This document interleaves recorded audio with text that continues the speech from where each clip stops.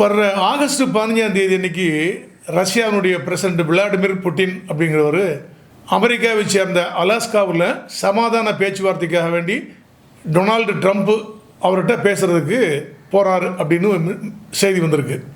அவர் அங்கே போய் சமாதான பேச்சுவார்த்தை நடத்தி அதில் இந்த உக்ரைன் போரை நிறுத்திட்டு அதன் மூலமாக நிறைய கெயின் அடையலாம், மிகப்பெரிய லாபத்தை நம்ம அடையலாம் அப்படின்னு புட்டின் ரொம்ப சந்தோஷமாக ஓகே நான் வரேன் அப்படின்னு சொல்லி போகிறாருங்க. ஆனால் அவர் அங்கே புத்திசாலித்தனமாக விளாடிமிர் புட்டினை அலாஸ்காவை வர வச்சுட்டு அங்கே வச்சு அவரை கைது செய்ய போகிறாங்க அப்படிங்கிற ஒரு மிகப்பெரிய தகவல் ரகசியம் ஓடிட்டு இருக்குங்க. அப்போ புட்டினை அலாஸ்காவில் வைத்து கைதான் உலகமே எதிர்பார்த்துருக்குங்க என்ன நடக்க போகுது அப்படின்னு.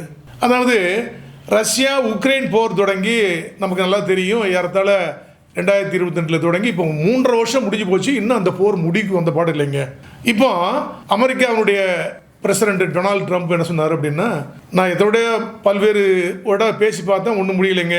இப்போ கடைசியாக நம்ம விளாடிமிர் புட்டின் அவர்களே அலாஸ்காவுக்கு வாங்க, ஒரு டேட் கொடுங்க, நம்ம அங்கே வச்சு பேசி இந்த பிரச்சனையை ஒரு முடிவு கொண்டு வருவோம் அப்படின்னு உடனே வர 15/8/2025 அன்னைக்கு அமெரிக்காவினுடைய அலாஸ்கா அப்படிங்கிற அந்த இடத்துல வச்சு இருதரப்பு பேச்சுவார்த்தை பைலேட்டரல் சமிட் அப்படின்னு வச்சு ரஷ்யா போரை ஒரு முடிவு கொண்டு வருவோம் அப்படின்னு ட்ரம்ப் முயற்சி பண்றாரு. அது சம்பந்தம் மெசேஜ் எல்லாம் கொடுத்தாரு. ஸோ 15/8/2025 தேதி அன்னைக்கு அலாஸ்காவில் ஒரு இருதரப்பு பேச்சுவார்த்தை புட்டின் அவர்களுக்கும் ட்ரம்ப் அவர்களுக்கும் இடையே நடக்க போகிறது. அது முத்தரப்பு பேச்சுவார்த்தையாக ஜெலன்ஸ்கி சேர்க்கப்பட்டாலும் படலாம் கடைசியில், அதுவும் நமக்கு ஒரு பிரச்சனை இல்லைங்க.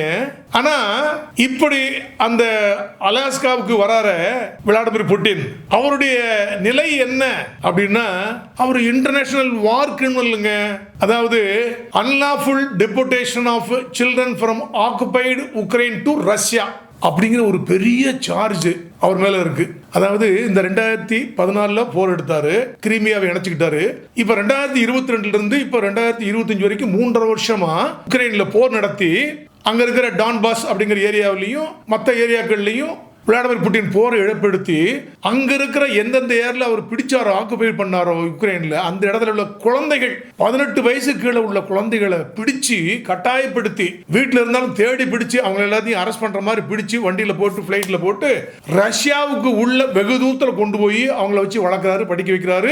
அவங்கள உக்ரைனுக்கு எதிராக திருப்புவதற்கு வேண்டிய வேலைகளை மூலச்செலவு செய்வது வளர்ப்பது என்பதை பண்ணிட்டு இருக்காரு. ஆனா உண்மையால பாதிக்கப்பட்டவர்கள் அந்த உக்ரைனிய பெற்றோர்கள், ஐயோ எங்க பிள்ளையை தூக்கிட்டு போட்டாங்க, கடத்திட்டு போட்டாங்க, நாங்க என்னங்க பண்றது, விளாடிமிர் புட்டின் தூக்கிட்டு சொன்னாரு வந்தோம் அப்படின்னு உடனே ஏறத்தாழ 1 லட்சத்துக்கும் மேற்பட்ட குழந்தைகளை இவ்வாறு இந்த ஆக்குபைடு உக்ரைன்ல இருந்து விளாடிமிர் புட்டின் உத்தரவுல அவர்கள் பிடிக்கப்பட்டு கடத்தப்பட்டு ரஷ்யா கொண்டு போயிட்டாங்க அப்படின்னு உடனே இன்டர்நேஷனல் கிரிமினல் கோர்ட் அப்படின்னு இருக்குங்க, ஐசிசி சொல்லுவாங்க.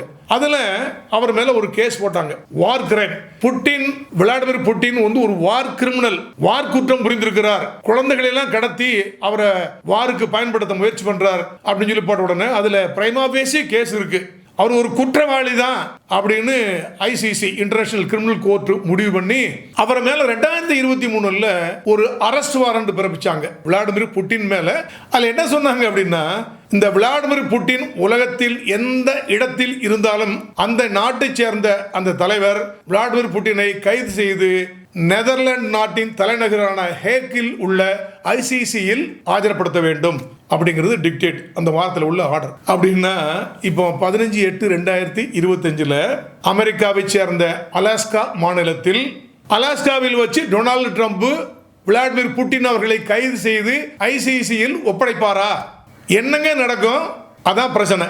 2002 உலக நாடுகள் எல்லாம் ஒன்று சேர்ந்து ரோம் சட்டம் அப்படின்னு ஒரு சட்டம் கொண்டு வந்து அந்த சட்டத்தின் மூலம் இன்டர்நேஷனல் கிரிமினல் கோர்ட் அப்படின்னு ஒரு உலகளாவிய குற்றவியல் நீதிமன்றத்தை ஏற்படுத்தினாங்க. அது நெதர்லாந்துடைய தலைநகருடைய ஹேக்ல அமைக்கப்பட்டிருக்கிறது வச்சுக்கோங்களேன். அந்த நீதிமன்றத்தில் வார் கிரைம் மாதிரி முக்கியமான இன்டர்நேஷனல் கிரிமினல் குற்றங்களை எல்லாம் விசாரிப்பாங்க. அதுல தாங்க 2023 புட்டின் மீது வார் கிரிமினல் என்று சொல்லி முடிவு செய்து ஒரு அரெஸ்ட் வாரண்ட் பிறப்பித்து புட்டின் எங்க இருக்கிறாரும் சரி பாருங்க, எங்க இருந்தாலும் அவரை கைது செய்து இங்க ஆஜர்படுத்தணும் சொல்லி உலக நாடுகள்லாம் அரெஸ்ட் வாரண்ட் அனுப்பிட்டாங்க. உலக நாடுகள்லாம் விளாடிமிர் புட்டின் அவர்கள் எங்க இருக்கிறாங்க அப்படின்னு வலைவீசி தேடிக்கிட்டு இருக்காங்க. தெரியல, இன்னைக்கு வரைக்கும் இந்த வாரண்டை எக்ஸிக்யூட் பண்ண முடியல. அவர் எங்க விளாடிமிர் புட்டின் எங்க இருக்குன்னு தெரியல. இப்போ விளாடிமிர் புட்டின் 15/8/2025 அன்னைக்கு அமெரிக்காவை சேர்ந்த அலாஸ்காவில் டொனால்டு ட்ரம்ப்பை மீட் பண்ணி அந்த பைலாட்டரல் பீஸ் டாக்குக்காக வேண்டி வராரு. அதாவது ஒரு ஆடு நல்லா வளர்த்து அதுக்கு சாப்பாடு போட்டு எல்லாம் வளர்த்து அந்த இதில் வச்சு வெட்டுறதுக்காண்டி தலை வெட்டுறதுக்காண்டி கொண்டு போகும்போது அழகாக சிரிச்சுட்டே வரும்ல, அதே மாதிரி தானா வந்து வலையில சிக்கிற மாதிரி அமெரிக்காவின் கையில் வந்து இப்போ குறுக்க வந்து விளாடிமிர் புட்டின் தலையை கொடுக்க போறார். அப்போ இத்தனை நாளா நான் சொல்லி பார்த்தேன்ல வார நிறுத்துன்னு சொல்லி, நீ நிறுத்தல இல்ல, எனக்கு எவ்வளவு கேவலம். நான் சொன்ன உடனே வார நிறுத்திருந்தீங்கன்னா எனக்கு உடனே நோபல் பிரைஸ் கொடுத்துருப்பானே. நான் முதல்ல 24 hours நிறுத்துறேன்னு சொன்னேன், அப்புறம் பார்த்தோம்னா 1 மாசம் நிறுத்துவேன்னு சொன்னேன், அப்புறம் 50 நாள் டைம் கொடுத்தேன், அப்புறம் கடைசியில ஒரு 10-12 நாளுக்குள்ள கொடுத்தேன். எதையுமே நீ கேட்கலையே, இப்ப வந்துட்டீங்களா, மாட்டிக்கிட்டியா, நான் இப்ப அரெஸ்ட் பண்றேன்னு சொல்லி டொனால்டு ட்ரம்ப் விளாடிமிர் புட்டினை கைது செய்ய போறாரா? It's $1 million question. அப்படி அந்த அளவுக்கு விளாடிமிர் புட்டின் அவர்களை கைது செய்வதற்கு டொனால்டு ட்ரம்ப்புக்கு ஒரு அதிகாரம் இருக்கா? அல்ல ஒரு தெம்பு திராணி இருக்கா? எல்லாம் பேச்சு தானே. டெய்லி காலையிலிருந்து நைட் வரைக்கும் உலகமகார அப்படி மாதிரி டொனால்டு ட்ரம்ப் பேசுறாரு. எங்க புட்டினை கைது செய்ய பார்ப்போம், கைது செய்ய முடியுமா, பண்ண முடியுமா? புட்டினா கொக்கா ஏங்க, அவர் இதுக்கெல்லாம பயப்படக்கூடிய ஒரு ஆளு பாருங்க. 2023 சவுத் ஆப்பிரிக்கன் பிரசிடென்ட் வந்து நாங்க ஒரு சம்மிட் நடத்த போறோம், அந்த கூட்டத்தில் நீங்க வந்து கலந்துக்கிடணும் அப்படின்னு சொல்லி மிகப்பெரிய ஒரு அழைப்பிதழை நம்ம ரஷ்ய பிரசிடென்ட் விளாடிமிர் புட்டினுக்கு அனுப்பினார். அப்பதான் அவருக்கு மேல ஒரு அரெஸ்ட் வாரண்டே இருக்கு. வார் கிரிமினல் என்று ஐசிசி டிக்ளேர் பண்ணி அந்த விளாடிமிர் புட்டின் மேல ஒரு அரெஸ்ட் வாரண்ட் இஷ்யூ பண்ணி ரெடியா இருக்குது. இவர் சவுத் ஆப்பிரிக்கன் பிரசிடென்ட் போனோம்னா என்ன ஆகும்? அங்க போன டக்குன்னு உட்காரியா அப்படின்னு அரெஸ்ட் பண்ணி ரிமாண்ட் பண்ணிட்டா என்ன பண்றது? புட்டினுக்கு பயம் இல்லைங்க, எனக்கு இங்க இன்டர்னல் டொமஸ்டிக் ப்ராப்ளம் நிறைய இருக்குது, என்னால இப்ப வர முடியாது, அதனால நான் அங்க வர என்னால இயலாது என்று சொல்லி அந்த இன்விடேஷனை டிக்ளைன் பண்ணிட்டார் 2023. அதே 2023 விளாடிமிர் புட்டின் மங்கோலியா நாட்டுக்கு போனார். அங்க உள்ள பிரசிடென்ட் இருக்காங்களே அவங்க இன்வைட் பண்ணாருன்னு போனார். ஆனா மங்கோலியா நாடு இவரை விளாடிமிர் புட்டினை அரெஸ்ட் பண்ணலைங்க. அப்போ ஐசிசி இருக்காங்களே, இன்டர்நேஷனல் கிரிமினல் கோர்ட் கேட்டாங்க, ஏங்க நீங்க வந்து பார்ட் ஆஃப் ஐசிசி, நீங்க you are bound by the dictate of ICC, அவர் மேல அரெஸ்ட் வாரண்ட் இஷ்யூ பண்ணிருக்கோம், விளாடிமிர் புட்டின் மேல உங்க நாட்டுக்கு வந்திருக்காரு, உங்களுக்கும் காப்பி வந்திருக்கு, ஏன் அரெஸ்ட் பண்ணல அப்படின்னு கேட்ட உடனே அது எப்படிங்க விளாடிமிர் புட்டின் என்ற மிகப்பெரிய வல்லரசு நாட்டினுடைய ஒரு தலைவரை மங்கோலியா என்ற ஒரு சின்ன குட்டி நாட்டில் தலைவர் அரெஸ்ட் பண்ணிடுவாரா? அவளுக்கு தெம்பு திராணி இருக்கு அவருக்கு. அந்த பிரசிடென்ட் அதுக்கு ஒரு மிகப்பெரிய விளக்கம் கொடுத்தார். அதாவது இப்போ நம்ம ஊர்ல வச்சவங்களேன், நம்ம இந்தியாவில் இந்திய அரசமைப்பு சட்டத்தில் ஆர்டிகிள் 361 அப்படின்னு இருக்கு. அதுல நம்ம பிரசிடென்ட் ஆஃப் இந்தியா அந்த governors of all the states அவங்க பதவியில் இருக்கும்போது எந்த கிரிமினல் குற்றம் செஞ்சாலும் அவங்க மேல கிரிமினல் நடவடிக்கை எடுக்க முடியாது. அவங்க பதவியை விட்டு விலகிய பிறகுதான் அல்லது அவங்க இம்பீச்மெண்ட் பண்ண பிறகு பதவியில் இல்லாத போது மட்டும்தான் அவங்க நடவடிக்கை எடுக்க முடியும், பதவியில் இருக்கும்போது தொட முடியாது அப்படின்ட்டாங்க. அதே மாதிரி இப்போ விளாடிமிர் புட்டின் வந்து பதவியிலான் இருக்காரு, அவருக்கு டோட்டல் இம்யூனிட்டி இருக்குல்ல, இன்டர்நேஷனல் இம்யூனிட்டி, டிப்ளமேட்டிக் இம்யூனிட்டி இருக்குல்ல, நாங்க எப்படிங்க அரெஸ்ட் பண்ண முடியும் அப்படின்னு ஒரு இதை எடுத்து வச்சார். உண்மைதான். ஆனா அடுத்த ஆர்டிகல்லையே என்ன சொல்றாங்க, உலக தலைவர்கள், அரசியல் தலைவர்கள், இப்படிப்பட்ட பிரசிடென்ட், பிரைம் மினிஸ்டர் யாராவது வார் கிரைமில் ஈடுபட்டிருந்தாங்கன்னா, போர் குற்றவாளியாக இருந்தால் அந்த இம்யூனிட்டி எடுக்கப்படுகிறது. அவர் எந்த நாட்டு தலைவராக இருக்கட்டும், அவர் பதவியில் இருந்தாலும் கூட எடுக்கப்படும் என்று இருக்குது. நீங்க எப்படிங்க பண்ண மாட்டேங்கிறீங்க அப்படின்னா, இல்லைங்க அது முரண்பாடா இருக்கு. எங்க நாட்டு அரசமைப்பு சட்ட பிரகாரம் டோட்டல் இம்யூனிட்டி எங்க போனாலும் இருக்குங்க. அப்படி இருக்கும்போது நான் எப்படி போய் விளாடிமிர் புட்டினை அரெஸ்ட் பண்ண முடியும்? இது கான்ட்ரடிக்ஷனா இருக்குங்க. ஐசிசி உள்ள அந்த ரோம் ஸ்டாச்சுடைய ஆர்டிகளுக்கும் எங்க அரசமைப்பு சட்டத்தின் ஆர்டிகளுக்கும் கான்ட்ரடிக்ஷனா இருக்கு, என்னால் அரெஸ்ட் பண்ண முடியாது அப்படின்னு விட்டார். அது ஒரு பெரிய ஒரு சர்ச்சையாச்சு. அப்போ 2024 சைனா போனாரு, நார்த் கொரியா போனார். ஆனா ரெண்டு நாடும் விளாடிமிர் புட்டினை கைது பண்ணல. என்ன கைது பண்ண வேண்டிய அவசியம் இல்லைங்க. ஏன்னா 2002 ICC international court, criminal court ஆரம்பிக்கும் போது அதில் பல்வேறு நாடுகள், உலக நாடுகள் கையெழுத்திட்டு இருக்குங்க. எந்தெந்த நாடுகள் கையெழுத்திட்டு இருக்காங்களோ அவங்க மட்டும்தான் they are bound by the dictates of ICC. சைனாவும் நார்த் கொரியாவும் கையெழுத்து போடல. கையெழுத்து போட்டேன்னா ஐசிசியுடைய வாரண்டை அவங்க எக்ஸிக்யூட் பண்ண அவசியமே கிடையாதுங்க. அதனால எங்க நாட்டுக்கு வாங்க விளாடிமிர் புட்டின் சார், உங்களை ஒன்றும் தொடவே மாட்டோம் அப்படின்னாங்க. இவர் ஜாலியாக 2 நாட்டுக்கும் போயிட்டு வந்தார். நீங்கள் எல்லா நியூஸ் சேனல்லையும் பார்த்துருப்பீங்க. போய் நல்லா விருந்து சாப்பிட்டு நல்லா பேசிட்டு வந்தார். பிப்ரவரி 2024 நல்லாவே தெரியும். இப்போ நமக்கு இந்த காசா வெர்சஸ் இஸ்ரேல் பாலஸ்தீனிய போர் இருக்கு இல்லையா, அதில் காசா சிட்டி மேல இஸ்ரேல் நாட்டினுடைய பிரைம் மினிஸ்டர் பெஞ்சமின் நேத்தன்யாகு, அவருடைய முன்னாள் டிஃபென்ஸ் மினிஸ்டர் யார் கேலண்ட் அப்படின்னு, இந்த ரெண்டு பேரும் தாக்கிட்டு இருக்காங்க. தப்பு தான். அந்த பாலஸ்தீன நாட்டில் அந்த காசா பகுதியைச் சேர்ந்த அந்த தீவிரவாதிகள், ஹமாஸ் தீவிரவாதிகள் உள்ள புகுந்து இஸ்ரேல் நாட்டில் நிறைய பேரை அடிச்சு கொண்டுட்டு ஆயிரக்கணக்கானவர்களை கொன்று குவித்து விட்டு ஆயிரக்கணக்கானவர்களை கிட்னாப் பண்ணிட்டு போனது தப்பு தான். ஆனால் ஏறத்தாழ பாருங்க 2 வருஷம் போட்டு வெளுன்னு பார்த்துட்டு காசா சிட்டி பூரா நொறுக்கி லட்சக்கணக்கான பெண்களையும் குழந்தைகளையும் எல்லாத்தையும் கொண்டுகிட்டே இருக்காங்க. யாரு? பெஞ்சமின் நேத்தன்யாகு பிரைம் மினிஸ்டர், அந்த பழைய கேலண்ட் என்ற அந்த டிஃபென்ஸ் மினிஸ்டர் என்று சொல்லி அவங்க 2 பேர் மேலே கேஸ் போட்டாங்க இன்டர்நேஷனல் கிரிமினல் கோர்ட்டில். அந்த எவிடன்ஸ் எல்லாம் பார்த்து international criminal court Israel prime minister Benjamin Netanyahu மற்றும் அவருடைய முன்னாள் டிஃபென்ஸ் மினிஸ்டர் அந்த யார் கேலண்ட் 2 பேருமே போர் குற்றவாளிகள், அவங்களை உடனே கைது செய்ய வேண்டும் என்று வாரண்ட் இஷ்யூ பண்ணிட்டாங்க. இன்னைக்கும் வாரண்ட் இருக்குங்க. அவங்ககிட்ட ஜாலியாக வெளிநாடு சுற்றிட்டு தான் இருக்காங்க. அப்போ நிருபர்கள்லாம் கேட்டாங்க, ஏங்க பெஞ்சமின் நேத்தன்யாகு ஒரு வார் குற்றவாளி இஸ்ரேல் பிரைம் மினிஸ்டர் அப்படின்னு சொல்கிறாங்களே, நீங்கள் அரெஸ்ட் பண்ண மாட்டேங்கிறேன், ஏன் அரெஸ்ட் பண்ண மாட்டேங்கிறீங்க அப்படின்னு டொனால்டு ட்ரம்ப்கிட்ட கேட்டோம்னா, ஏங்க ஐசிசிலாம் ஒரு அமைப்பு, நான் யாரையும் மதிக்கிறது இல்லைங்க, அதங்களே மதிக்க போகிறேன், அவங்க ஒரு வாரண்ட் இஷ்யூ பண்ணால் நான் உடனே அரெஸ்ட் பண்ணிடுவேனா, விடவே மாட்டேன்னு சொல்லி இன்னைக்கு வரைக்கும் அந்த காசா சிட்டி மேலே போட்டு தாக்குன்னு போட்டு தாக்கிட்டு தான் இருக்காரு. வார்க்குற்றங்களை தொடர்ந்து புரிந்துட்டு தாங்க இருக்காரு. அப்படி பார்த்தோம்னா ட்ரம்ப்பும் ஒரு வார்க்குற்றவாளி தான், அறிவிக்கப்படாத வார்க்குற்றவாளி.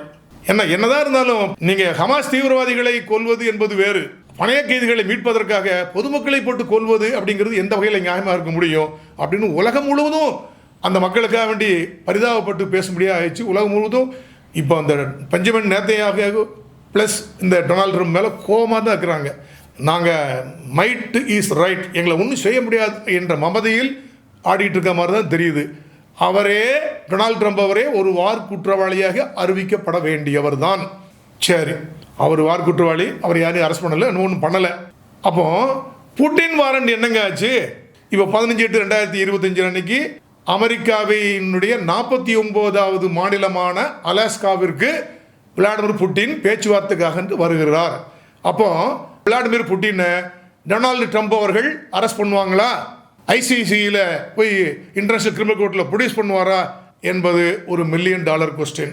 இதில் என்ன ஒரு விஷயம் அப்படின்னா, அதே 2002 ஐசிசி என்ற ஒரு அமைப்பை ஹேக்கில் ஏற்படுத்திய போது அமெரிக்காவும் ரஷ்யாவும் அதில் நாங்களும் சேர்ந்து கொள்கிறோன்னு கையெழுத்து போடவே இல்லை.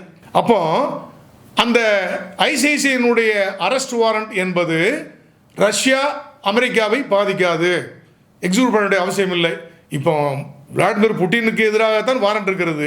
அப்போ அரெஸ்ட் பண்ணால் அமெரிக்காவினுடைய அலாஸ்காவில் தான் அரெஸ்ட் பண்ண போகிறோம் அப்படின்னா அமெரிக்கா தான் அரெஸ்ட் பண்ணணும். ஆனால் அமெரிக்கா நாட் பார்ட் ஆஃப் ஐசிசிங்கும் போது அவங்க கைது பண்ண வேண்டிய அவசியமே இல்லை, ஐசிசி கேட்கவே முடியாது. அதனால தான் நம்ம விளாடிமிர் புட்டின் அவர்கள் ரொம்ப தைரியமாக பயமெல்லாம் இல்லாமல் தைரியமாக சந்தோஷமாக எங்கே மீட் பண்ண போகிறோம், சவுதியில் மீட் பண்ணலாமா, வேறு கத்தாரில் மீட் பண்ணலாமா அப்படிலாம் கேட்கும்போது ஐயோ எங்கேயுமே வேணாங்க, வேற இடம் சொல்லுங்கன்னாரு. சரி, இவர் பயந்துக்கிட்டு தான் கேட்குறா போது டொனால்டு ட்ரம்ப், ஓகேங்க இப்போ நம்ம அமெரிக்காவுடைய அலாஸ்காவில் மீட் பண்ணலாமா, உங்களுக்கு பக்கம் எனக்கும் பக்கம், ரெண்டுக்கு இடைப்பட்ட தூரங்க ஒரு காமனான பிளேஸ் பண்ணிடலாமா அப்படின்னு உடனே எஸ்ன்னு பயம் இல்லாமல் ஒத்துக்கிட்டார். ஏன்னா அரெஸ்ட் பயம் இல்லை அவருக்கு அப்படின்னு தெரிஞ்சு போச்சு. அதனால் வர 15/8/2025 அன்னைக்கு இந்த சமாதான பேச்சுவார்த்தைக்கு அந்த அலாஸ்காக வருகின்ற விளாடிமிர் புட்டின் அவர்களை கண்டிப்பாக டொனால்டு ட்ரம்ப் அரெஸ்ட் பண்ண மாட்டார், அல்ல அரெஸ்ட் பண்ணுற தேவையும் இல்லை. அதனால் இந்த மீட்டிங் கண்டிப்பாக நடக்கும். ஆனால் ஏதாவது முடிவெட்டுமா? அதாவது மற்றவங்க சொல்லி எங்க உங்கள் ஊரில் ஏதாவது கரண்ட் வரலையா, தமிழ்நாட்டில் ஏதாவது மெட்ராஸில் குறுக்குப்பேட்டையில் ஒரு பெண்ணுக்கு ஒரு பூ பெய்து விழா நடத்துகிறாங்களா, எங்க நானே வர்றேங்க, நானே பேர் வைக்கிறீங்க அப்படின்னு சொல்லி டொனால்டு ட்ரம்ப் சொல்கிறார். அதுக்கு எனக்கு ஒரு நோபல் பிரைஸ் கொடுங்கன்னு சொல்லி உலகத்தில் உள்ள சின்ன பிரச்சனைகளுக்கெல்லாம் நான் வரேன், நான் பார்ட்டிசிபேட் பண்ணுறேன், எனக்கு தாங்க கிரெடிட், நான் தாங்க இந்த வாரம் நிறுத்தினேன்னு சொல்லிட்டு இருக்காரு. ஆனால் விளாடிமிர் புட்டின் கண்டிப்பாக டொனால்டு ட்ரம்ப் சொல்லக்கூடியதை விளாடிமிர் புட்டின் கேட்க போகிறதில்ல. அல்லது 2 பேரும் சேர்ந்து ஏதாவது சதி பண்ணி ஒன்று கொண்டாந்தா கூட உக்ரைனும் யூரோப்பிய யூனியன் நாடுகளும் அதை ஏற்றுக்கொள்ள போவதே இல்லை. என்ன நடக்குதுன்னு 15/8 அன்னைக்கு நம்ம பார்ப்போம். நானும் உங்களை போல ரொம்ப ஆவலாக இருக்கிற என்ன நடக்குன்னு சொல்லி. இதில் என்ன விஷயம்னா, இந்த இன்டர்நேஷ்னல் கிரிமினல் கோர்ட்டு யாராவது ஒரு வார் கிரிமினல் அப்படின்னு அனௌன்ஸ் பண்ணி அரெஸ்ட் பண்ணுங்கன்னு சொன்னால், அது ஒரு இளிச்சவாய நாடாக இருந்து வச்சுக்கோங்களேன், ஒரு குட்டி நாடாக இருந்து வச்சுக்கோங்களேன், உடனடியாக ஓடி ஓடி போய் அந்த பிரசிடெண்ட்டை அல்லது பிரைம் மினிஸ்டர் அரெஸ்ட் பண்ணி உடனே ரிமாண்ட் பண்ணி அவருக்கு ட்ரீட்மெண்ட் கொடுத்து உடனே ஆயுள் உள்ள வரை சிறை தண்டனை அல்லது ஒரு 10 வருடம் 20 வருடம் சிறை தண்டனை அப்படிலாம் கொடுத்துட்ருக்காங்க இந்த ஐசிசி.